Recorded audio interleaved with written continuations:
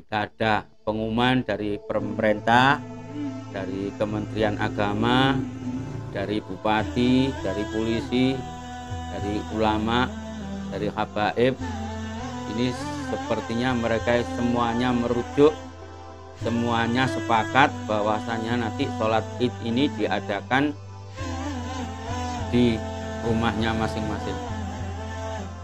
Maka yang berhak takbiran itu yang puasa. Lek ora puasa atau melok poso menang gelut karo sapa kowe?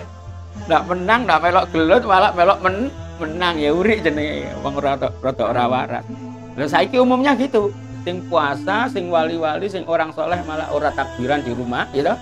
Baca takbir sendiri-sendiri di rumah. Sing bawa terbang, bawa apa, sing ora puasa malah. Ya. Posisimu di mana saja, rokiban wa masyian fil bait atau fi kharijil bait, fis suqi wal midani, fis sayyarati. Jadi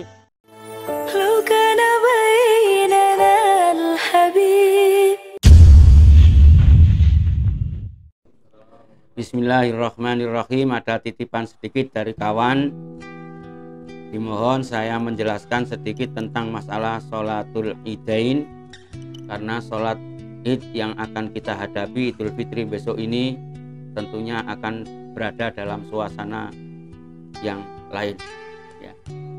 Jika ada pengumuman dari pemerintah, dari Kementerian Agama, dari bupati, dari polisi, dari ulama, dari habaib, ini sepertinya mereka semuanya merujuk, semuanya sepakat bahwasanya nanti sholat id ini diadakan di rumahnya masing-masing. Mau bunyi di masjid diliburkan nggak berani ya. Jadi sholat id diadakan di rumah masing-masing. Nah, karena sekarang di zamannya orang bingung, jadi yang punya masjid juga bingung, yang menjadi imam juga bingung, yang makmumnya juga pada bingung, lebih bingung lagi. Alhamdulillah, mudah-mudahan ini saya sedikit akan menyampaikan sunnah-sunnahnya orang Islam atau orang yang berpuasa ketika menghadapi Idul Fitri. Jadi sunnah-sunnah apa saja nanti yang kita kerjakan dalam Idul Fitri itu ya. Bismillahirrahmanirrahim. Saya membaca kitab di sini. Namanya kitabnya ini Al-Iqna fi Hilli Al-Fadhi Abi Suja'. Menerangkan kitab fikih. Jadi saya sejak kecil diajarkan oleh kiai saya, kalau memang itu urusan masalah agama yang hubungan dengan masyarakat banyak, itu saya dianjurkan atau diperintah untuk membaca kitab fikih. Kalau duduk dengan santri itu bisa mau belajar ilmu hadis ya bicara hadis sampai detail, bicara tafsir ya ilmu tafsir. Tapi kalau ada bahsul masail, urusan masalah melibatkan masyarakat, kerukunan, ini tidak boleh. Adabnya tuh kita langsung ngambil tuntunan dari Quran ya, dan tuntunan dari hadis. Karena kemampuan kita untuk hadis itu masih jauh. Itulah akhlak. Nah, di sini saya membaca kitab, namanya kitab Al-Iqna, yang menerangkan bab Bismillahirrahmanirrahim, sholatul idain. Bismillahirrahmanirrahim. Wal idu mustaqun minal audi litakarrurihi kulla amin wa qila likasrati awaidillahi ta'ala. Dengarkan ya. Sholatul id, sholat hari raya. Biasanya di kitab kita idaini.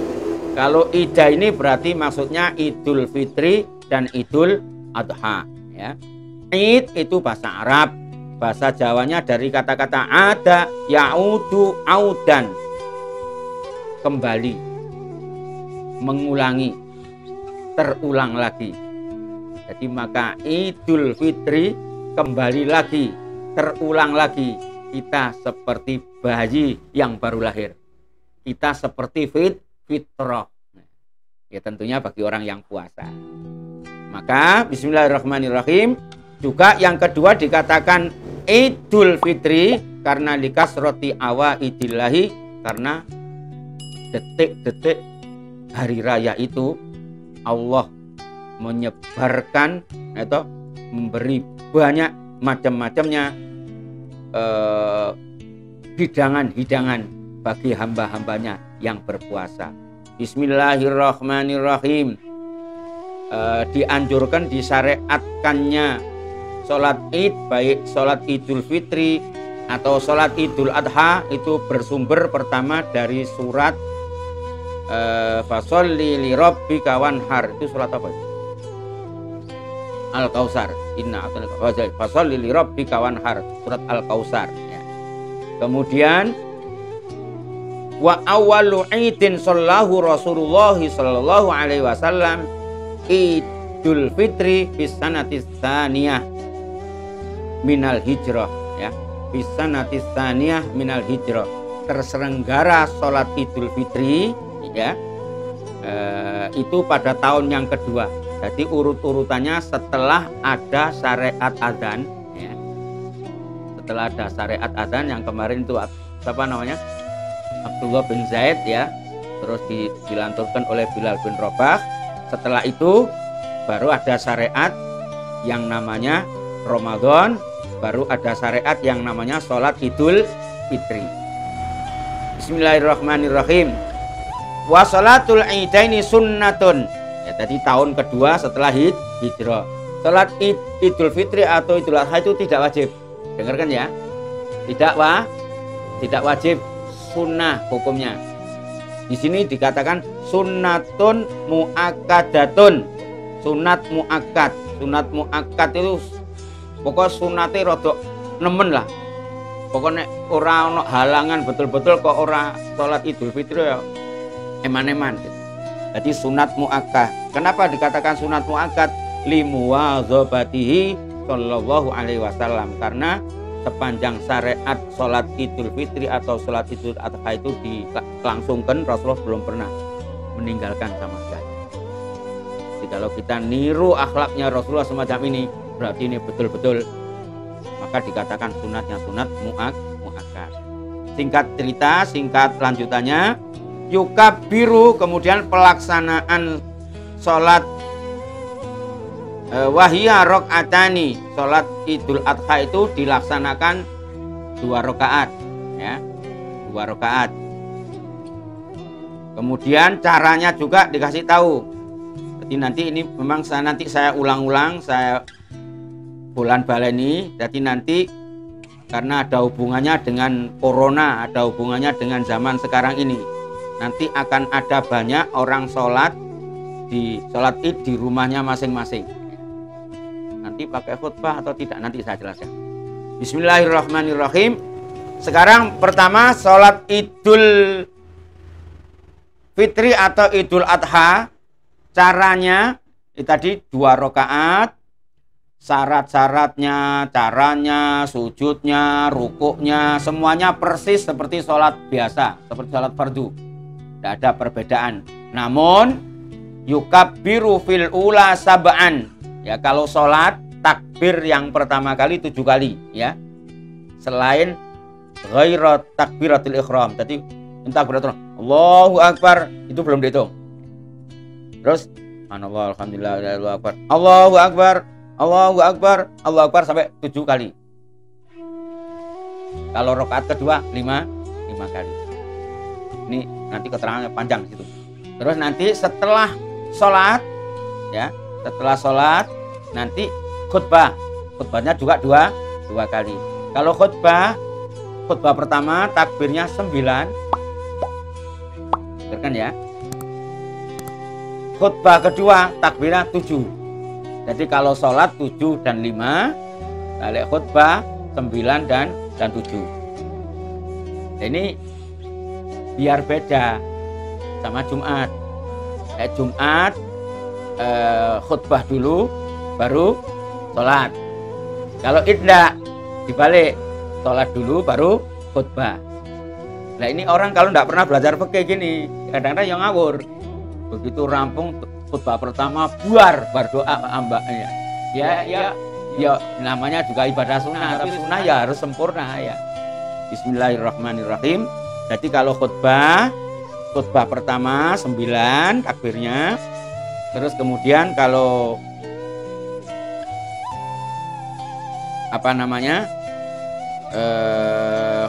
khutbah kedua 7 kali, 9 sama 7 ya. Kalau sholatnya 7 sama 5. Bon. Bismillahirrahmanirrahim. Wa yukabbiru nadban fil ula tis'an wa yukabbiru fis tsaniyati sab'an. Itu kalau khutbah.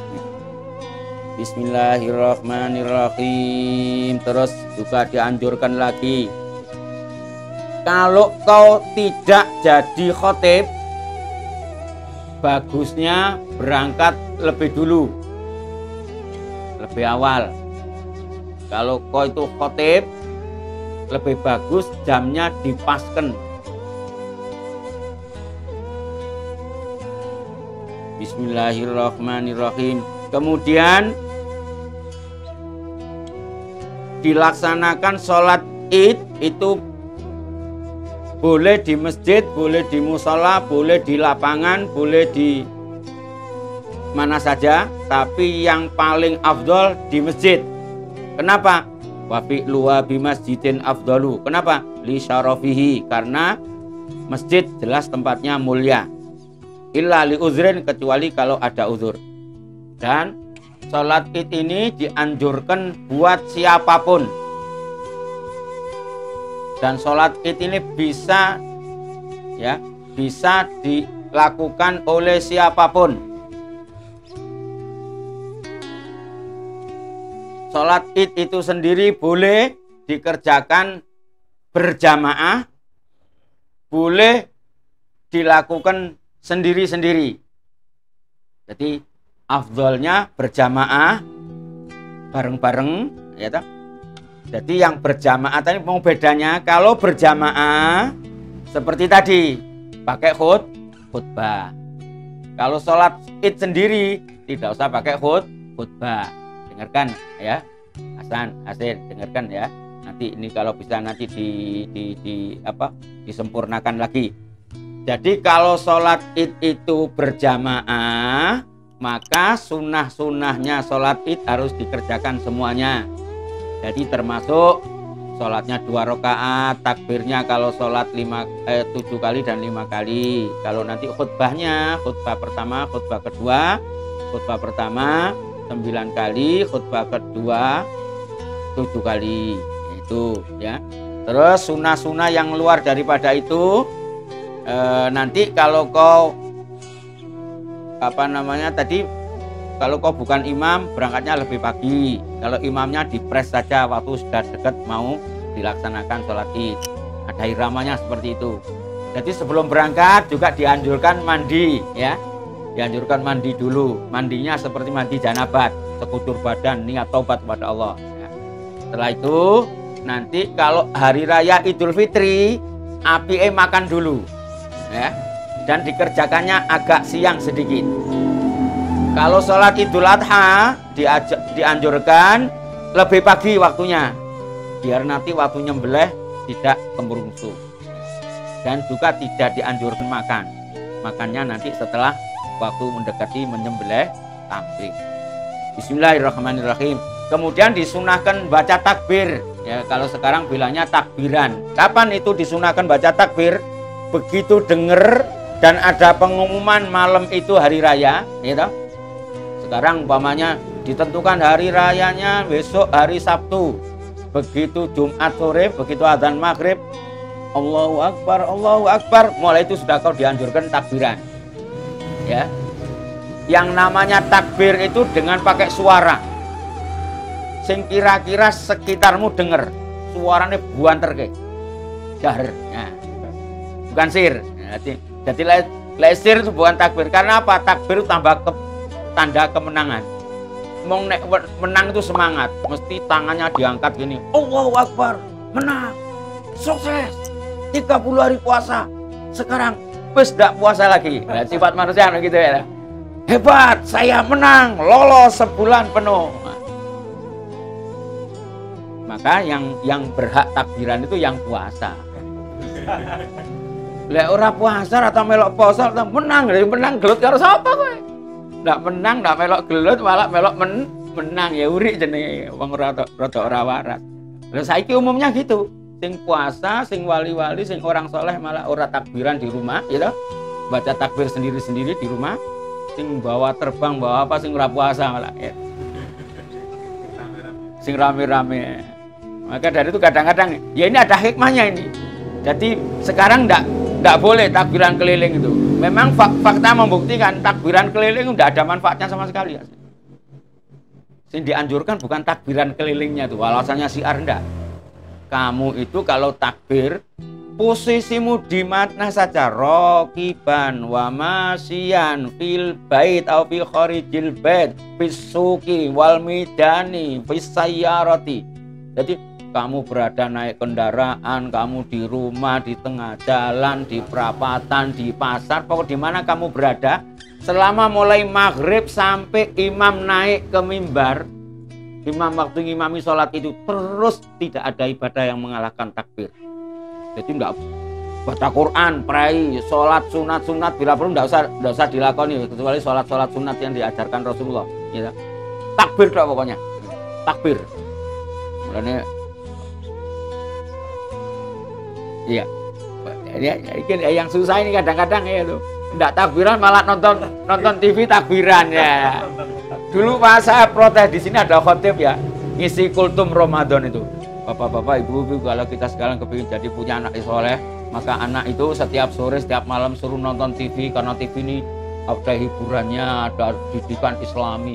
Aku mateng. Lah sak weruku disunahkan tadarus baca Quran, bapake karo anake ben poso semak-semakan ngono to. Iki malah suruh nonton TV ya, gathuk balik iki. Allahumma shalli ala Muhammad. Bismillahirrahmanirrahim. Bon. Takbiran mulai maghrib sampai pagi sampai khotibnya naik ke mimbar. Kalau sholat Idul Fitri selesai sudah. Tapi kalau Idul Adha masih ada tambahannya lagi sampai hari tasyrik ya. Setelah tanggal 10 sholat Id, tanggal 11, tanggal 12, tanggal 13 sampai maghrib itu setiap habis sholat 5 waktu dianjurkan takbiran ya. Tapi ya sama jamaahnya, nggak usah pakai speaker. Kira ada id baru lagi nanti.